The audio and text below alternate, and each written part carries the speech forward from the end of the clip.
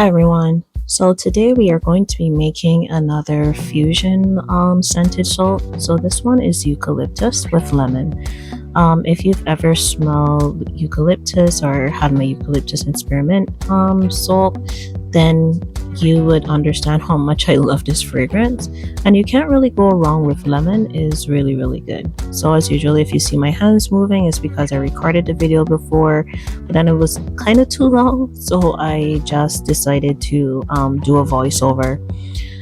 So I added my lye to the oils.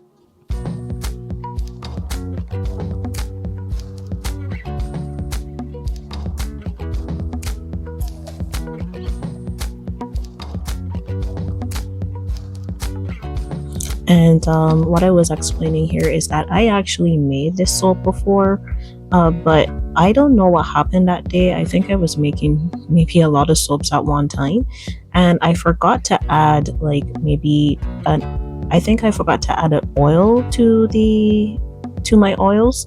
And so when I was pouring it, I realized, wow, this I didn't make a full mole of soap. Then it's only after I'm like, oh my goodness, I forgot to add an oil. So when it came out, it was a good bar when it came out, but then when I went to cut it, it was too crumbly. So I couldn't even make anything from it. So I added it to my pile to make my Rebel soaps later, and I have to actually make a batch of those. So I split this into 3 because I will be using 3 different colors for this. So I'm using my green, which is my chromium green, which I love. This is my favorite green from Voyager. And then I will add some buttercup yellow as well. And I will add titanium dioxide.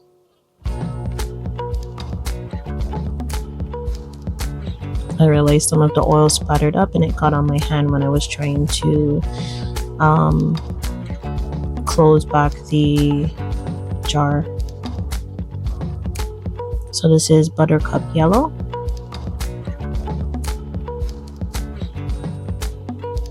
And you don't have to add a lot of it because the green is like an oxide, so it does get really pigmented. In this one, I wasn't going to add any color at first, but then I wanted to make sure that the colors pop.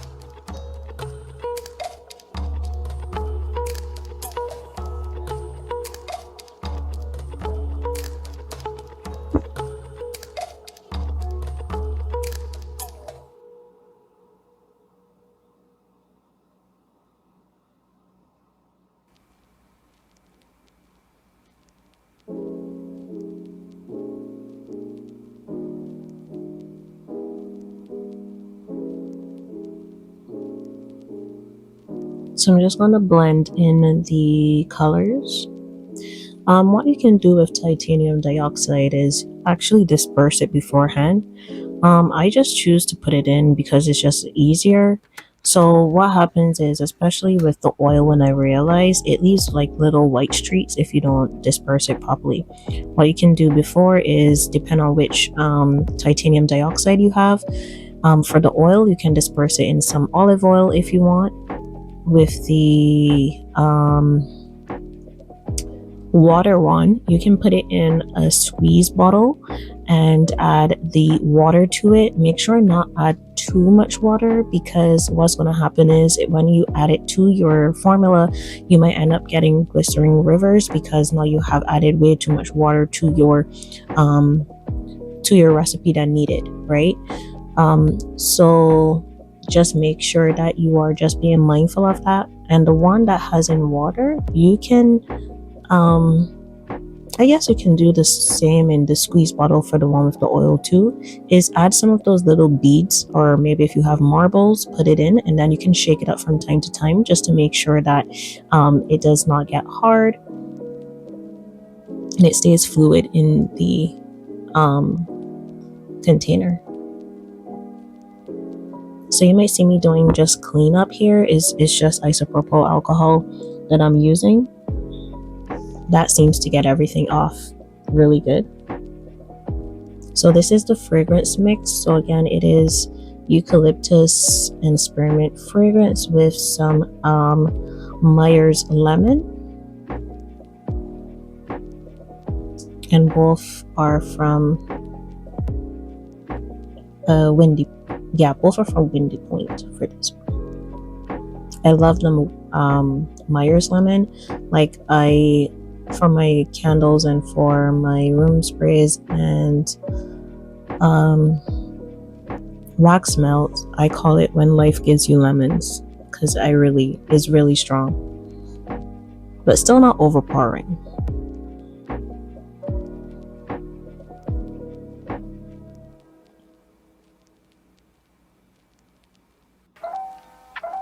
Now I know these two don't discolor, but I wasn't sure if together they would. Because when I know, like, I didn't add a lot of titanium dioxide to this, but if you take a look at the white, it looks a bit yellow there. So I was like, will this discolor? I was only hoping it didn't. But when I tested the first one and it was fine, and it's good.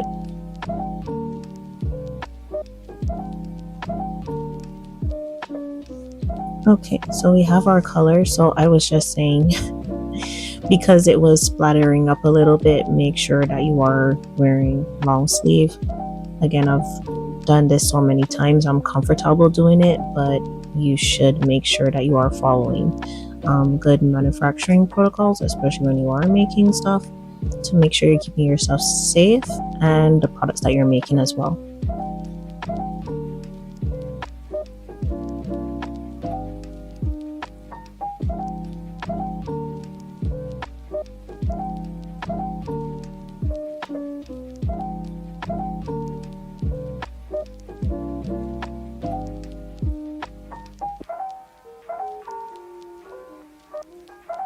So this is you're just pouring in the mold, nothing fancy.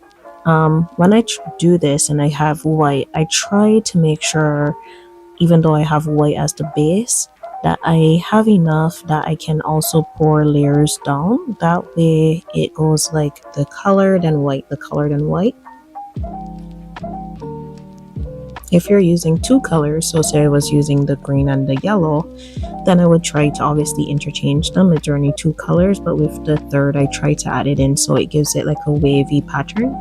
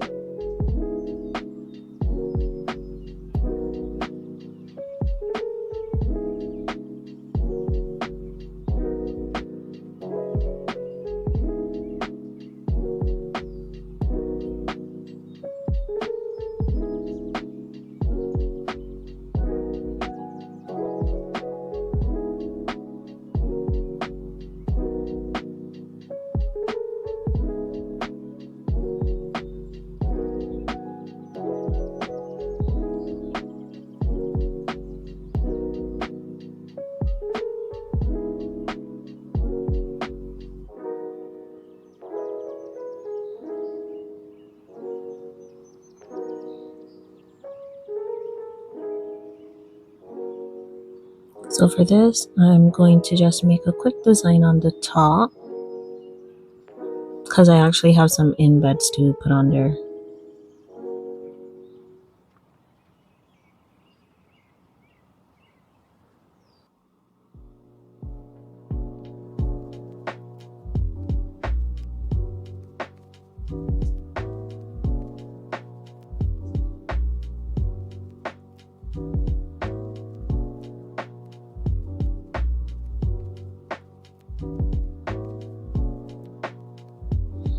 So I had like 8 or so embeds before, but then my mole makes 10.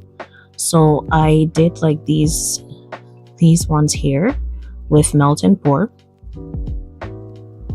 And then the rest were actually made with this was a long time ago. Made with cold processor.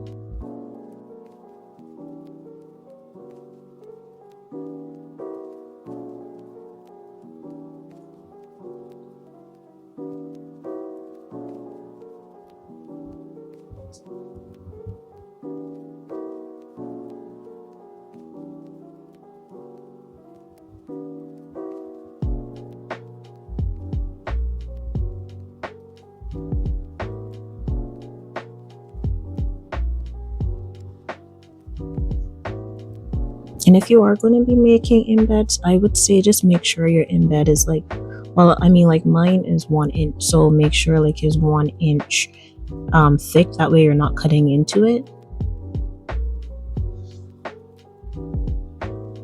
Okay, so here we have the finished product. I like how this turned out. Like I don't know, like between the yellow and the green, they never fail me. So knock on wood, they don't start now. But these two are great. And then plus you have to make sure you have a really good fragrance that does not get in the way or accelerate trace, discolors your soap, stuff like that. So here I'm just making sure that they are in the right spot before I cut it.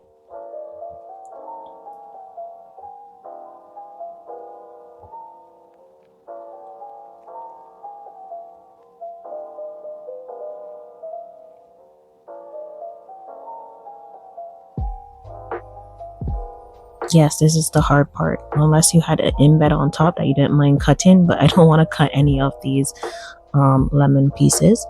And there it is.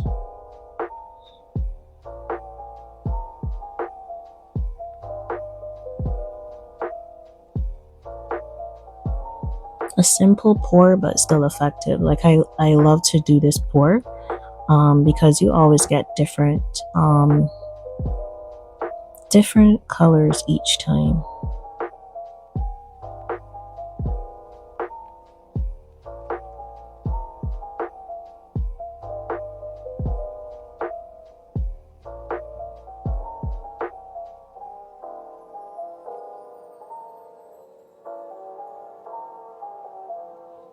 Okie dokie. Well, thank you so much for watching, and I will catch you in the next video.